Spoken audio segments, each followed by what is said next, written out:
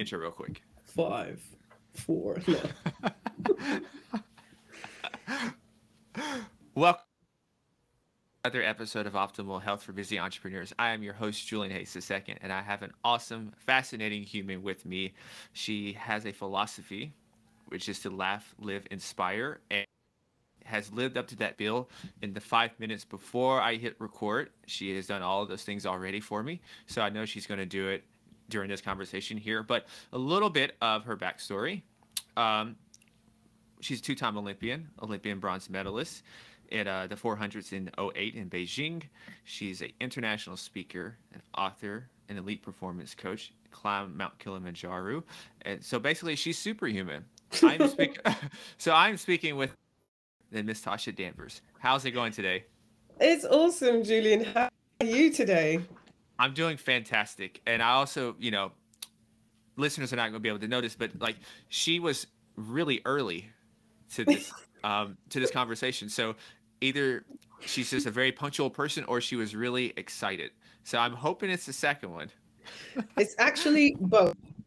Okay, awesome. As punctual as possible, coming from the sports world, you got to be on time. And that's it. Like I've seen people actually watching their Olympic race on TV because they like mixed up their schedule. So what to experience. But that said, I have been today. So you're telling me someone has prepped really hard, and then due to not being punctual, that dream is gone. Yes, oh sir. My goodness. That's supposed to take them to, some really important races, miss buses, miss all sorts of stuff. So, time management is super huge when it comes to elite level sports. Now I want to treat time management like this because now I felt that in my core right there to you have a whole work new so respect. hard on to work so hard on a dream and then something, not even an injury, but time management stopped me from my dream. Oh my goodness. I know, it's crazy. If some of my friends are listening to this, I'm never going to be late again. I have a few friends that listen, so I'm never going to be late again. It's what they say about, having opportunity, right? If you're not prepared, opportunity is if you're not prepared for it, then you're going to miss it. And kind of being on time is also an opportunity to experience something when it's supposed to happen. So there are some opportunities in life that are time-based. There are, opportunities come in different shapes and forms. And being a person who is on time is always a great attribute because first of all, people look at it from a positive aspect. Like you never hear anyone say, oh my gosh, she's always late. I love it. I just love it when she's always like, no, but that was said in life. Never said that. But you do hear people say, you know what, this guy's always on time. He's always early. He's the first one to arrive, last one to leave. People say that because it's a great attribute, but it's really about opportunity. Like you being there, you get the best of everything. You get to see what's happening from the start. And then you, like I said, you don't miss out on things that are supposed to happen for you because there are some, like I remember my nutritionist, right? His name is was Wayne. He passed away, unfortunately. But he was interviewing someone for a job at his store. And the guy came in and I kid you not, he was about 3 minutes late. And this would have been a great opportunity because my nutritionist was very, very wise. Like if you wanted to learn anything in nutrition, this is the guy, right? So he shows up 3 minutes at most late. And the guy says, hi, I'm here for the interview. He said, yeah. He said, I'm here for the interview. He said, yeah. He said, shall we get started? He's like, you're late. He's like, yeah, but it's just like 3 minutes. He said, so, just 3 minutes, has no idea what he missed out on. My nutrition, some of the best athletes in the world, gold medalists at the Olympics, myself, and all from all over the world. Well, I won't say never because I don't know, but he missed out on a massive opportunity. So Absolutely. Very much so. Look, you got a converter over here. I saw the way. You got a converter over here. Good on you, But Julian. If we learn nothing else but today, we're on it. We're on time. but before we talk about the present and even look into the future a little bit, let's go to the past a little bit. And Yeah. I'm curious, when did the Olympics become a possibility for you? Is that something you always wanted to do as a little child, or not? How did you fall into this sport? I love this question because I'm not one of those people, I'm not a Shirley Temple's like, when I was 3 years old, I knew I wanted to do this forever. Like, that's not me. I wasn't that guy. Just good at sports. And then I sort of progressed over. So my parents were both from Jamaica, came to England in when they were about 10 years old. My father was a hurdler until he was about 50 years old. He wanted to continue, but back then it wasn't a thing. And especially if you had Jamaican parents, like, what are you talking about? Get this hobby stuff out of your mind and go and get a job, right? And so my mom, she was good at high jump and javelin. And she actually foster care when she was 14, so she never really got to flourish as an athlete either. So by the time those two types of DNA together, it was probably inevitable that I would be some type of sporty person.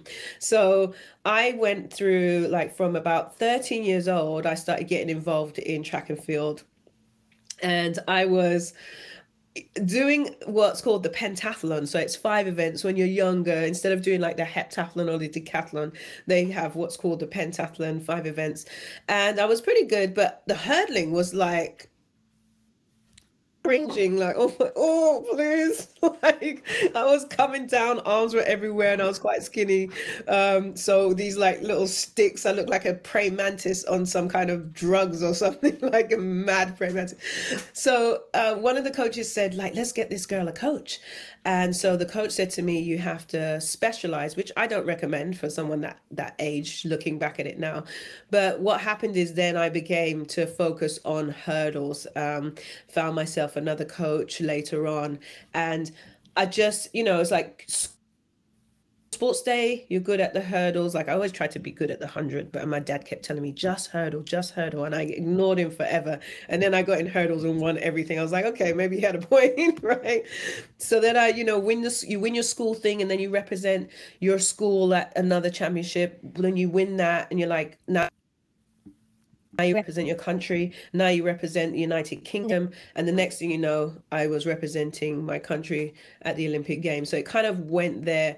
I think when I Olympic Games, which was Sydney, Australia, 2000, I think it was like the next step for me.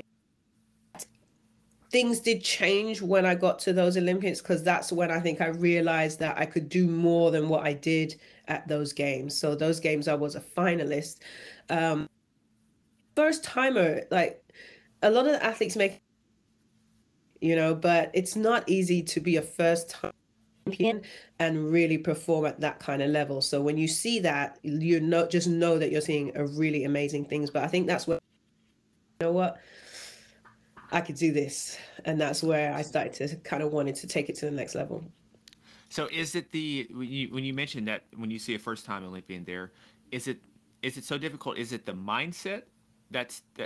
What's the sticking point? Why is it so tough for the first time Olympian? There's a number of things like, it's very over a championship that big. For those people watching the Olympics for the first time, Tokyo 2020 to 2021, it won't give you a true sense of what it's like, because, for example, Sydney had 110 people in the stands, and Beijing had 90,000 people in the stands. And when you finish, I'm about to walk out to my final, and the crowd is just electric. And this is Beijing, and Usain Bolt had just broken the world record in the 200 meters. So this is something you'll never experience at a local level. So it can be really intimidating, and you're representing your country, and there could be a lot of pressure and expectations. Like, we chose you to represent our country, so we expect you to do well. So there's that.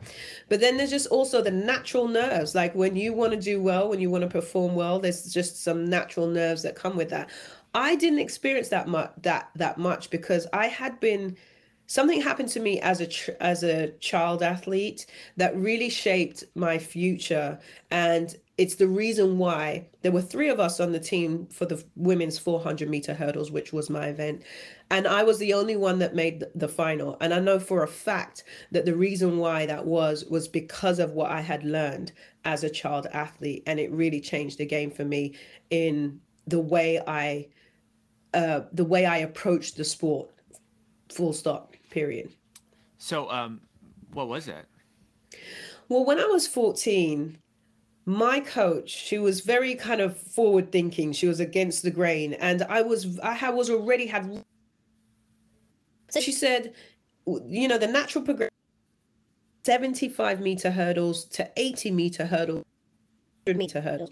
She said, you know what, your legs are so long. I'm not even going to go to the 80. We're going to skip right to the straight to the 100-meter hurdles.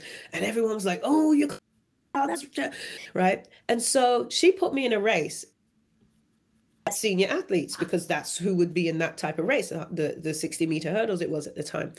And I got really, really nervous before this race. I mean, to the point where my body was shaking.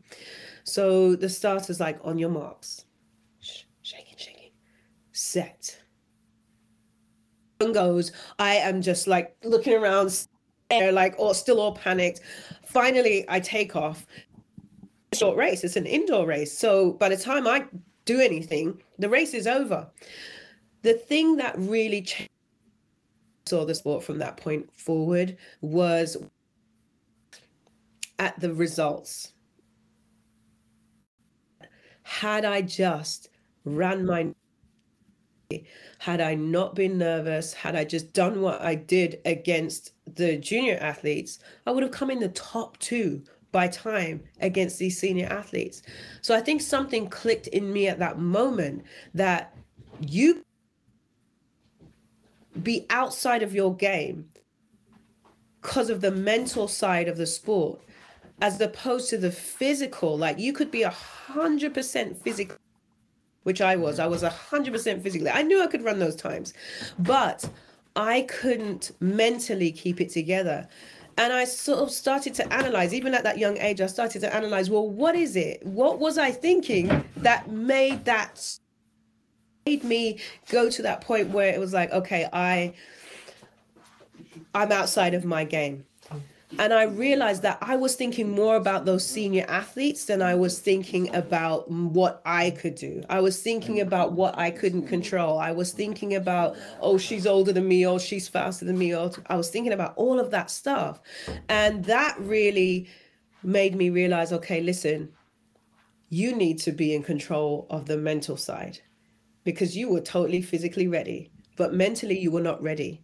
And so I started to begin to build myself into somebody who looked at everything from an empowering thoughts perspective.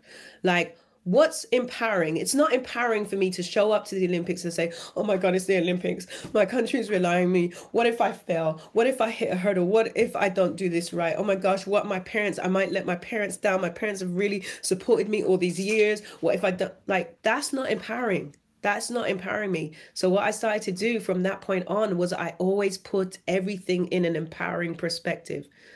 Like, okay, it's the Olympics, but what's changed? It's still one lap around the track. It's still 10 hurdles, right? So all I have to do is go out and execute everything I've been taught to do up until this point. I'd say, what's the point in doing all this training to finally get to the moment and then do something completely different, like get nervous or say things to myself that don't help me? It's even if you're doing like a presentation for business, you talk to your friends normal. If you wanted to talk to your friends about something you're passionate about, say, Julian, you want to teach someone about podcasting. If you're talking to your friends, you just say, hey, listen, so this is what I did. I first started out like this. I got set up. I got the right equipment. Da, da, da. Now, someone says presentation to 2,000 people in a seminar, and all of a sudden we start talking ourselves into a mental oblivion of negativity. Just talk to them the same way you talk to your friend. Like, that's where I went. And so by the time I got to the Olympics, I kid you not, I was like, hey, guys, What's the big idea? We're just gonna run a little, we're gonna do what we do, like it was just so laid back. And I could see the difference between me and my compadres. I could, the other athletes, they were like broken, like literally when they walked out onto that track for the heats, they were already defeated mentally. Wow. Wow. And so it made a huge difference. Really training myself without even realize I was training myself to always operate from an empowered perspective. Like this, we have to be mindful that the things that we say to ourselves are the kind of things we would want to say to our best friend, because we need to be our own best friend, because we have enough attack, we have enough issues coming from the outside world as it is. So we need to be our own best friend. Are you going to say to your best friend, oh, why are you always messing up? Why are you always, I mean, I know some people that might, but for the most part, people are like, they're not coming from that perspective. They're supportive. That's the type of mindset. And it changed. It really made my career phenomenal because I could operate without, of course, I would still get nervous sometimes, but it wasn't to the point where it sabotaged what I was able to do physically. I feel like that is a missing link in athletics at that age, because I remember myself personally playing basketball, and I would have games where I go like 4 for 16 from the field, 4 for 17, and then like I'm like below like 60% from the free throw line. I'm just like, man, Julian, you suck. Like, what are you doing, dude? Like, you can't shoot.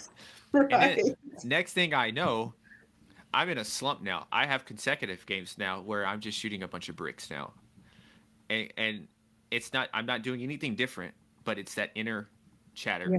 that's going on. And this is a, even for listeners out there right now, it's a collection of listeners who, or they're working within corporate. There's an inner chatter that's really, a lot of times we are only hampered by the thoughts we tell ourselves and our 100%. potential. Yeah. And I think for me, I had to, that was one of the last pieces to put together, and sometimes I still have to remember that.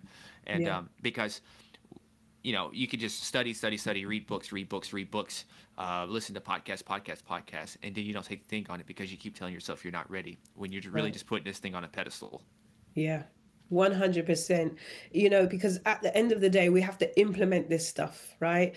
There is, nothing happens until you happen. Nothing happens until you take action. So, like you said, I've been definitely a person who's done that as like a serial learner and like application nil, nil, Yeah. because I was always, like you said, thinking. But at some point, we have to put that stuff down and we have to actually implement what we're learning. And part of that, continuously being aware, self-aware of what we are is either enhancing or hindering, because really that's at the center of everything is us. At the center of everything is our mindset. At the center of everything is our thinking. We often are trained as we grow up to feel like it's the outside world that is making a difference to how, whether we succeed or not. Well, if boss gives you, if your boss gives you a raise, then you'll be okay. Or if your coach puts you in the game, then fine. We're always relying on the outside world but we can actually create these realities through the way we think, because the way we think affects the way we behave, and the way we behave then affects the way people see us on the outside. It's not the other way around. It starts with us first, but we got to implement it. We've got to train our minds the same effort we would if we were doing physical training, right? The same effort you put into becoming a great entrepreneur, you have to put that type of effort into the mental side of your business. And I mean things like visualizing how you want your business to look, visualizing how you feel. Jack Canfield is a very big personal development guru. He's the author of Chicken Soup for the Soul. He always, in everything he does, he talks about acting as if, right? acting as if before the event happens, you act as if you're already everything you aspire to be. And to the point where they would have parties. And I think I remember him saying Mariah Carey was at one of these parties before she became famous. And she came glammed up. Everyone claimed glammed up, or however, authors came with book covers. And all these people became who they had aspired to be. Dr. Joe Dispenza, the author of Breaking the Habit of Becoming Yourself. He also talks about being before, like experiencing the experience beforehand. And this is a hugely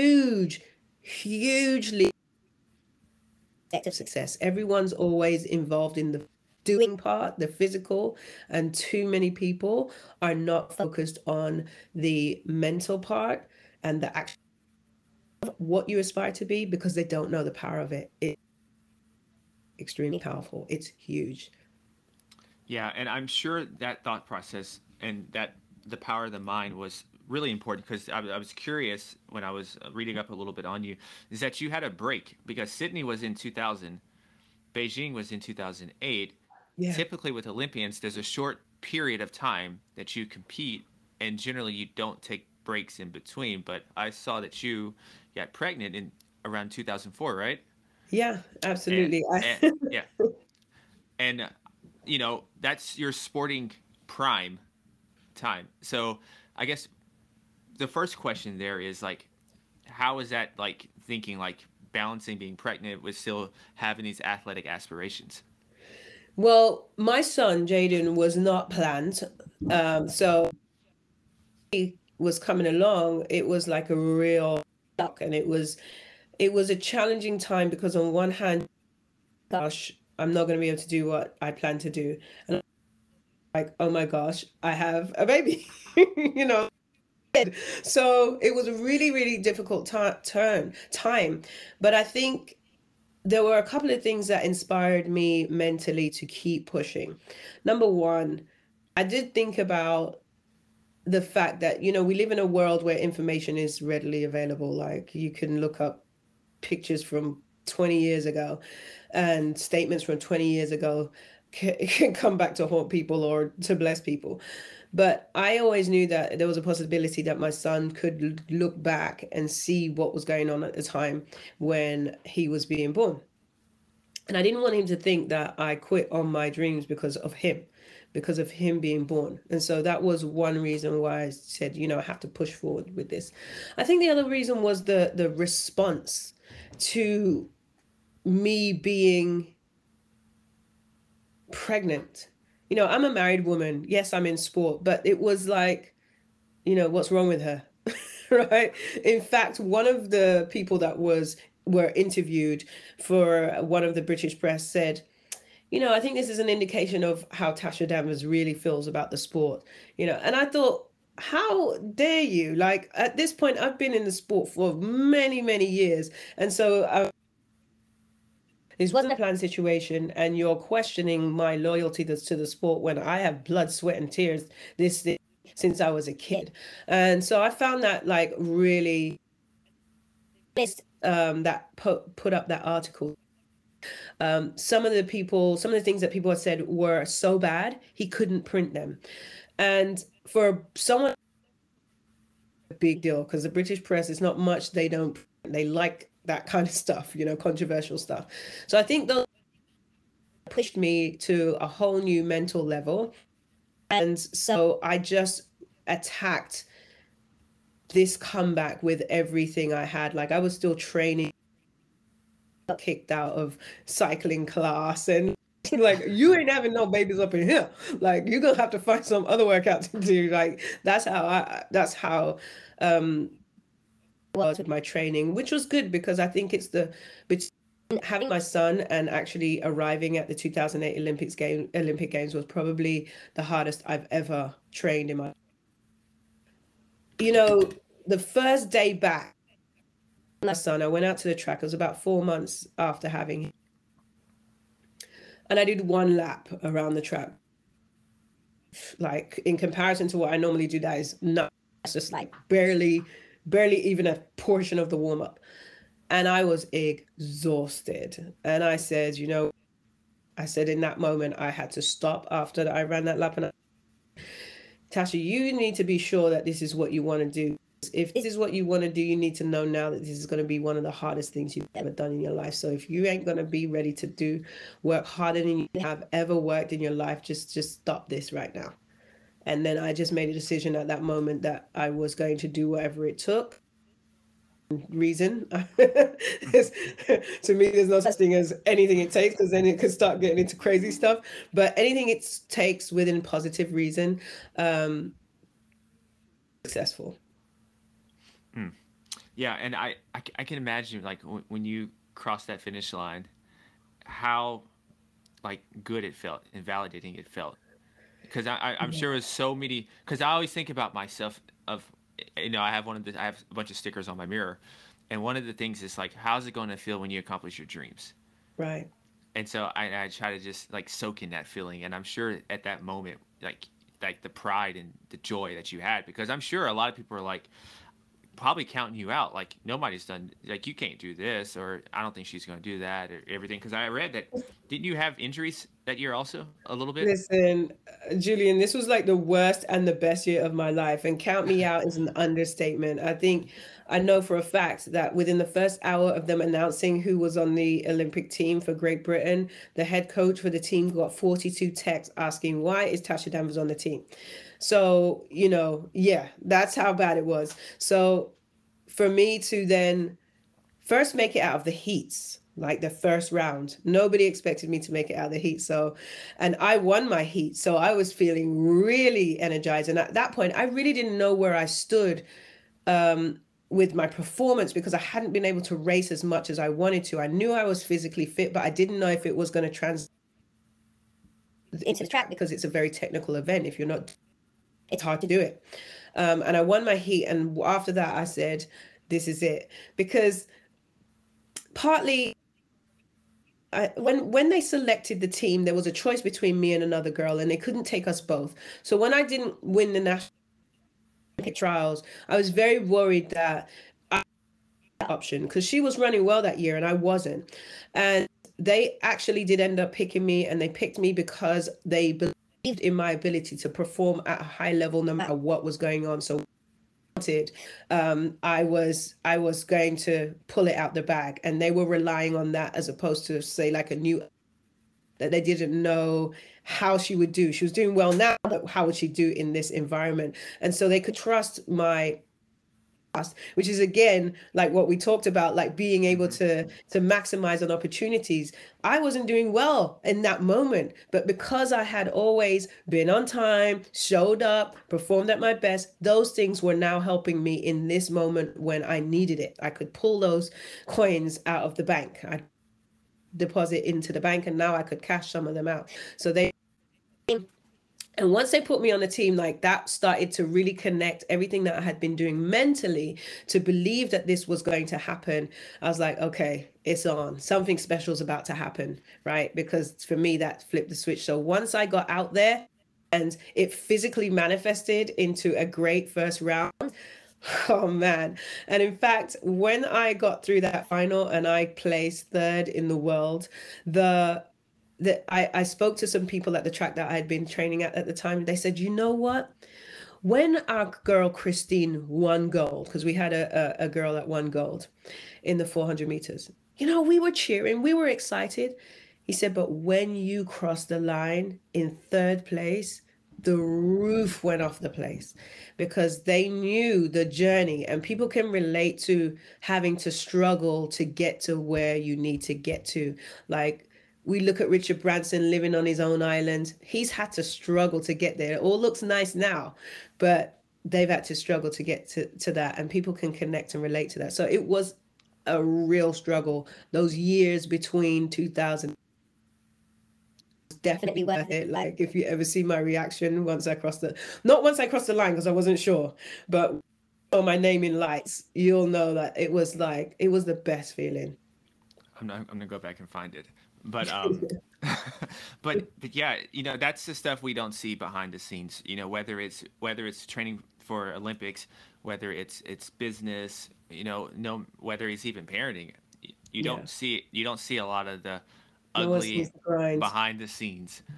And Yeah. so you know that yeah, it's I can just lose words and thoughts at times just thinking about different stories I've heard of people's struggles. Like there's been people where they've been in food lines, food banks and stuff, being Yeah. foreclosure, and Yeah.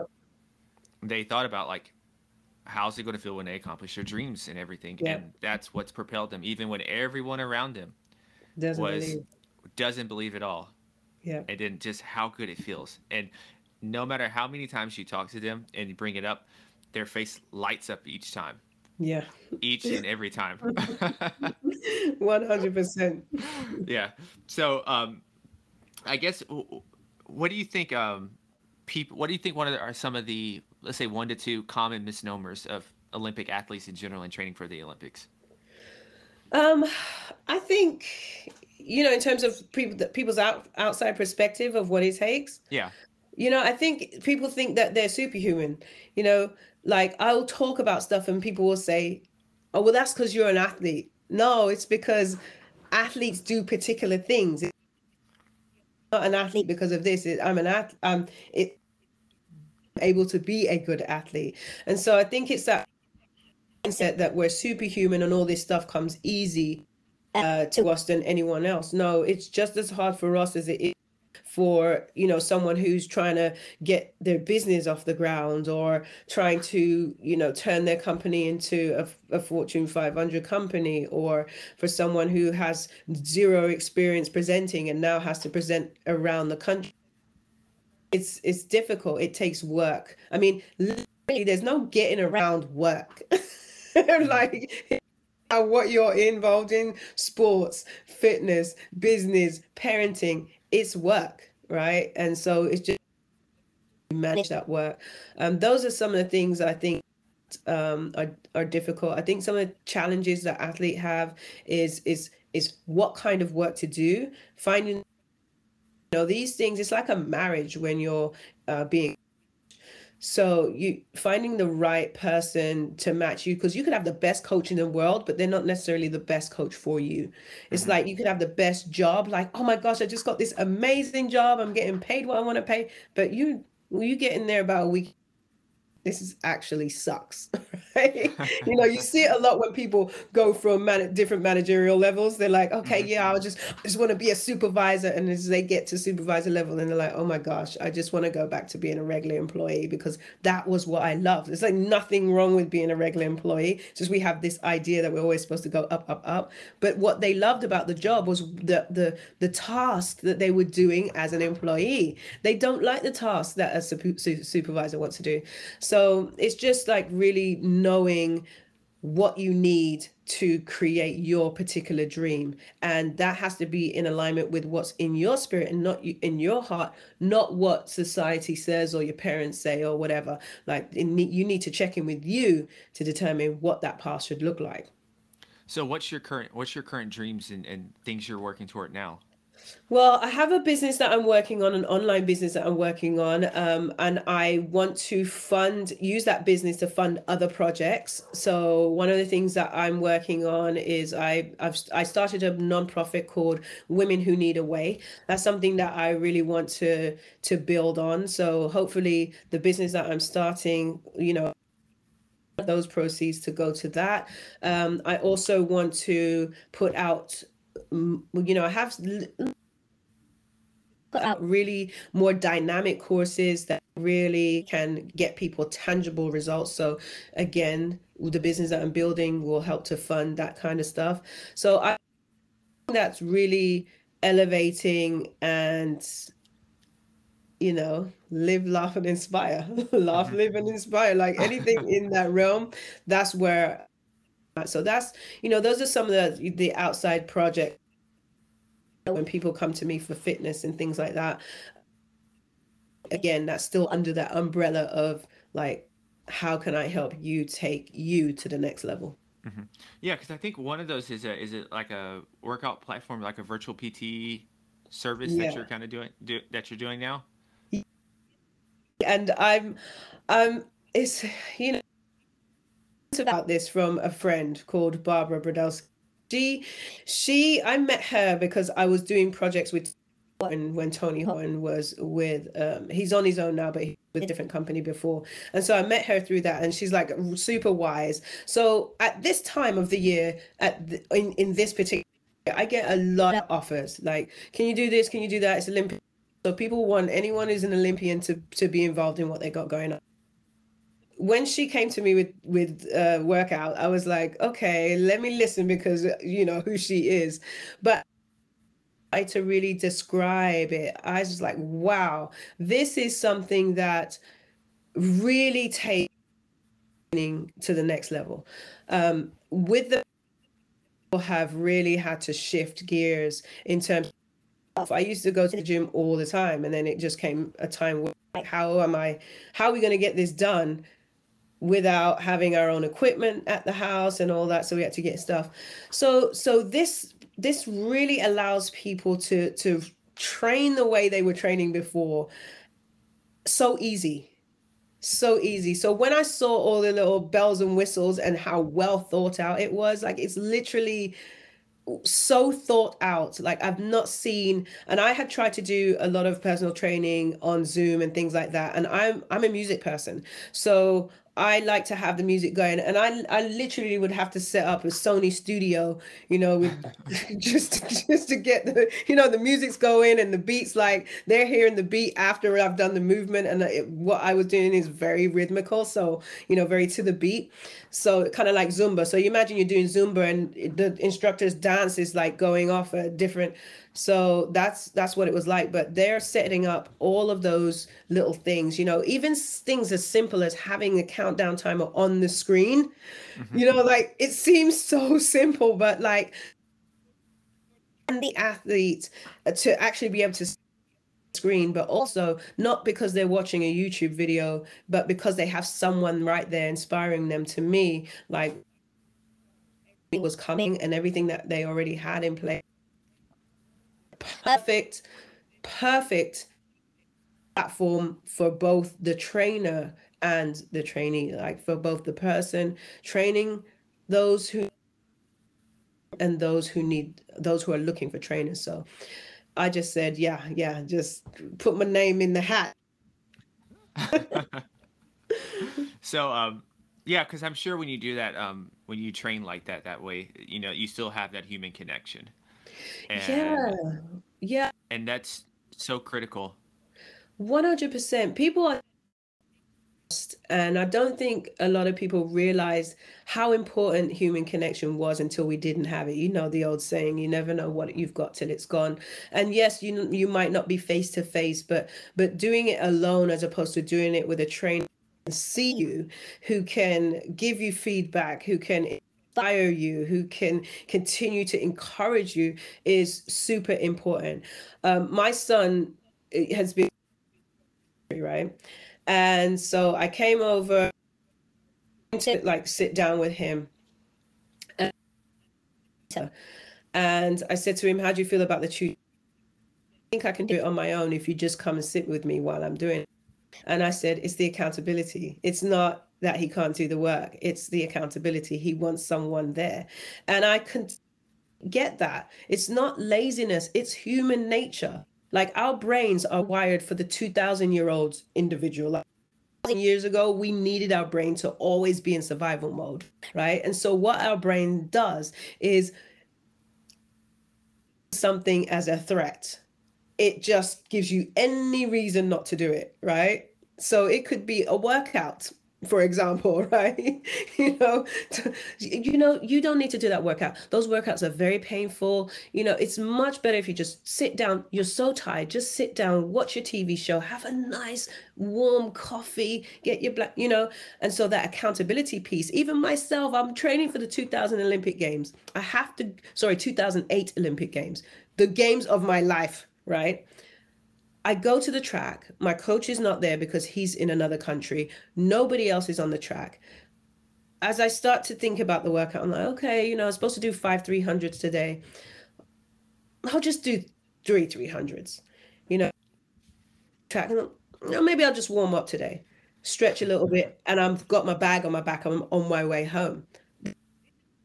me training for the Olympics. So if someone training for the Olympics can feel, uninspired some days, then the average person just working out to stay in shape definitely needs that accountability. And that's when I really realized how important it is if you want to be successful.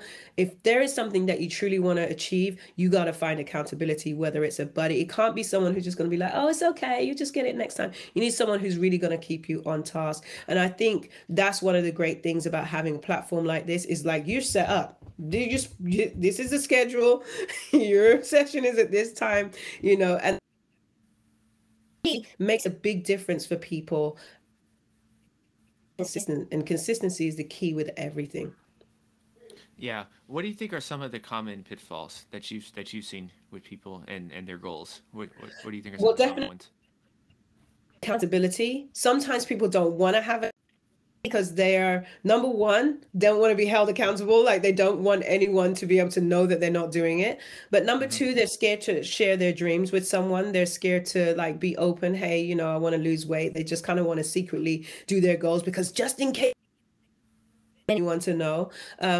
And then it consistent piece, being consistent, because people see sometimes like they try to look at the bigger picture rather than just looking at the smaller pieces. So like, oh my gosh, I'm never going to be able to lose 50 pounds, right?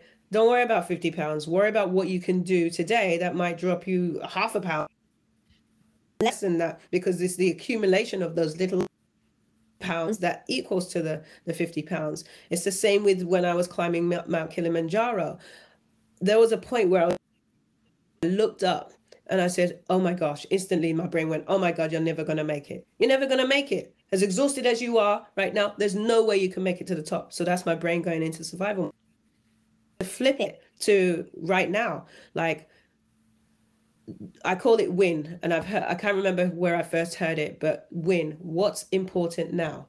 W-I important now. So when you keep going back to the moment perspective, it allows you to make those small steps that lead to the bigger steps. So when I was climbing that mountain, instead of looking up, I said, well, I can't deal with that whole picture. What's important now? What's important now is like, can I take one more step? Hmm. Okay. Right leg took one more step. I said, hey, left leg, what's up? You down? We're going to do this. Left leg took one more step, right? So I literally one stepped my way to the top of Mount Kilimanjaro that last day. And it's the same with your goals. Like, don't sit there talking yourself out of it because it's 50 pounds. So that's what's important now. Okay, you know what? What's important now is that I just drink lots of water, like my coach told me, that I get on that session like I scheduled.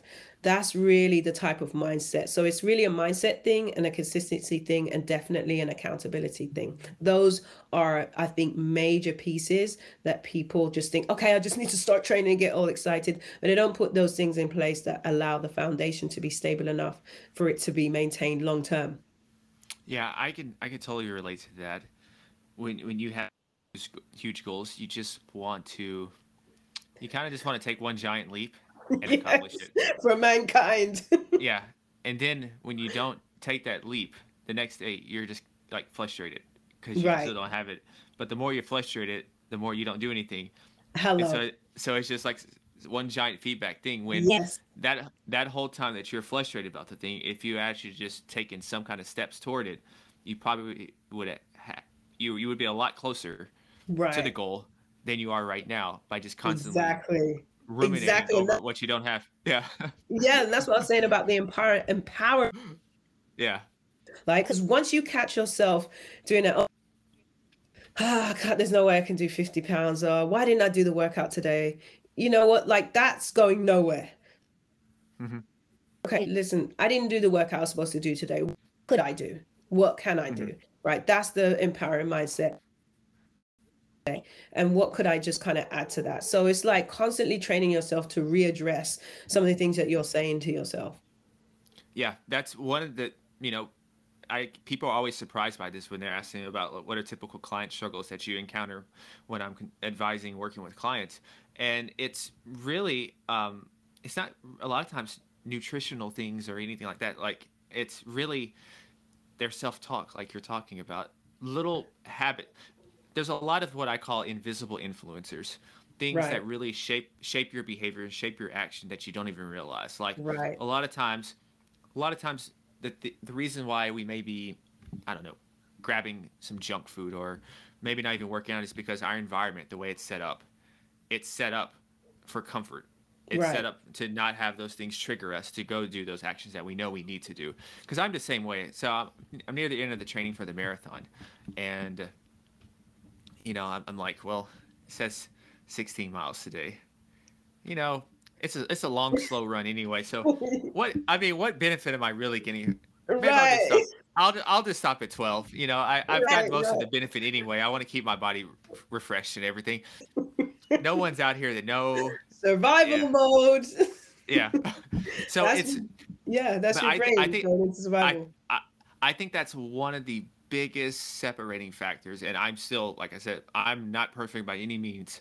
Of and this is why, once again, like you mentioned, accountability is just because Yeah. when you're left to your own devices, I don't care how in shape you No, are, I don't care who no. you are.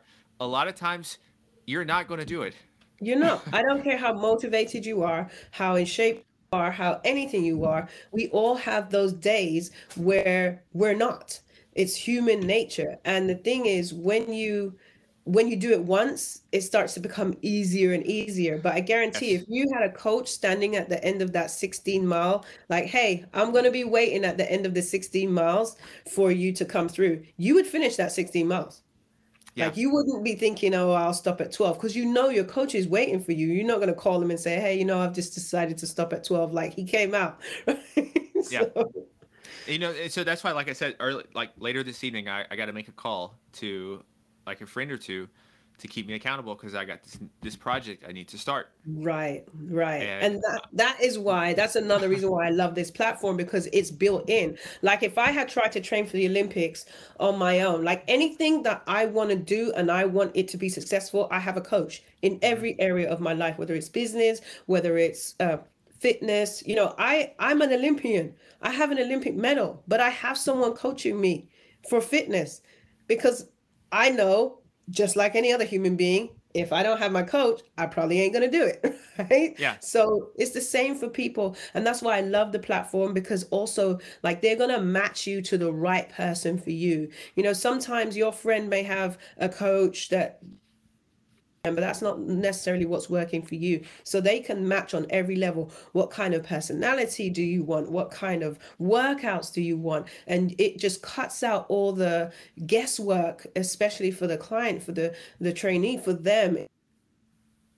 Extra stuff out that makes it frustrating in finding someone that you can really work with. And they're vetting everybody for you. So, you don't have to wonder, oh, well, is this the right coach for me? Is this the right person? That they're going to they're going to vet all these people before they even become trainers on the platform, and then they're going to vet them specifically for your needs. So that for me is huge, especially for the person looking for a trainer. Overwhelming, but having the right coach in your life, what effectively a trainer is, having Hmm. that right coach is really the difference between, I feel, is the difference between being successful and not being successful. I've seen so many athletes think, I don't need no coach. I got this. I've been doing this sport for so many years. And then they go and they dump their coach and they're just like, "Phew," and they suddenly realize how influential that coach was in their life. So it's that accountability piece is so, so, so important. Very much so. Very much so. And so I guess I gotta ask this because I'm sure people are always curious to hear this stuff. So how does an Olympian train and eat right now? Well, I say not like I did. I'm just going to be 100. I'm definitely not as strict as I used to be.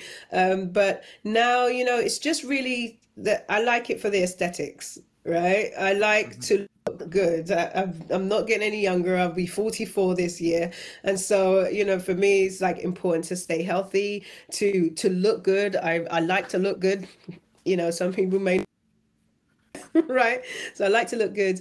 And so, I usually, because I hate to cook, I usually have some fresh vegetable meals delivered from.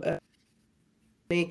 That really helps me stay on track. Again, it's kind of like having accountability, like I have something in place that is going to make sure. And then when I look at the food sitting there, and I could have another option, like, you're really going to waste that food. So it's like the food is like my coach, like, come over here, you got to eat. So, it's, and this, and like, even with the platform, this is the kind of stuff that your coach can help you with, and that you don't have to guess. And, you can put all this stuff in play as part of your program. So for me, I am making sure I stay as healthy as I can for as long as I can. I do less running than I used to, but I definitely, like, I'm actually thinking about competing next year, just like for the fun of it, because I do miss the competition side of it. When I first retired, I was ready to never see track and field again.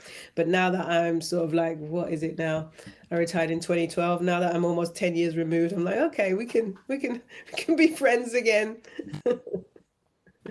Yeah, so I think it's hard to once an athlete and a competitive athlete, always a competitive athlete. So Yeah, life doesn't feel right unless you're competing at something, most likely. right.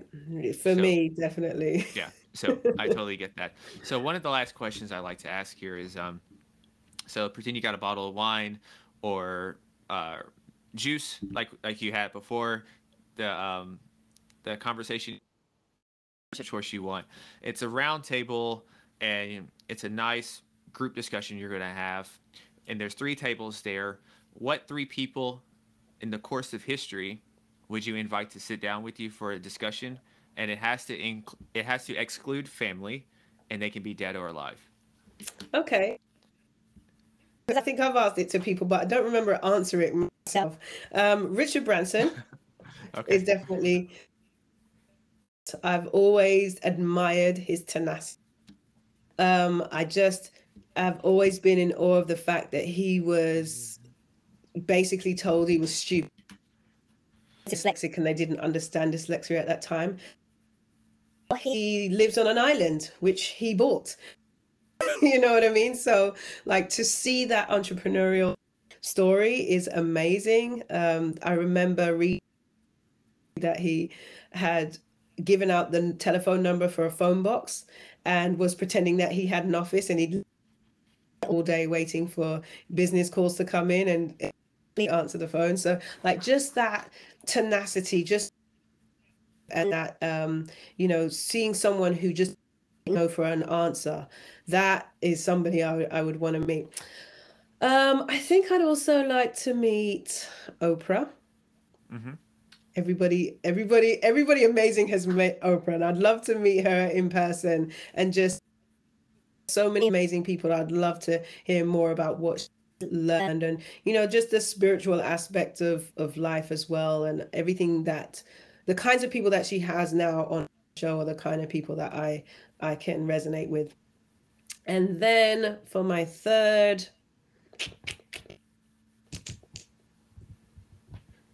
I had someone in mind and it went out of my head. So who would I have for my third person? Oh, man, this is a tough choice. Like Napoleon Hill, Jack Canfield, Dr. Joe Dispenza. Who would I have for my third? I'm not sure. Maybe you could come, Julian. I'll be glad. I'll be glad to. I'll be I glad could to. learn more about you. I'll be glad to. I'll be glad to. I'll love to talk more. I had a lifetime and was a mute for a lot of my life, and now I can talk all the time. I love to hear the sound of my voice. So I will be glad to Awesome. join you. So you, me, Richard Branson, and Oprah can Abs- have a good chin wag. Absolutely. We're going to laugh, live, and we're going to inspire. Yes, sir. So, but without further, this was an awesome conversation. Where could listeners and everyone, where would you like for them to go to keep up with you and everything? Yeah, absolutely. If people want to, I have all my social media in one spot, so you can pick whichever one you want to follow me on. But if you go to www.tasha, TASHA360.com, then you can follow me if you're interested in personal training, jump on the workout platform. It takes the guesswork out. It's an amazing platform. You'll get the right coach for you. It's at a really affordable price, by the way. Like, it's inexpensive. So for that, definitely check out the workout platform. For me, it's on tasha360.com. Awesome to hear. This was an awesome conversation. Thank you so much for joining me on this conversation. And for listeners out there, stay awesome, be limitless, punctual, and go be superhuman. Peace.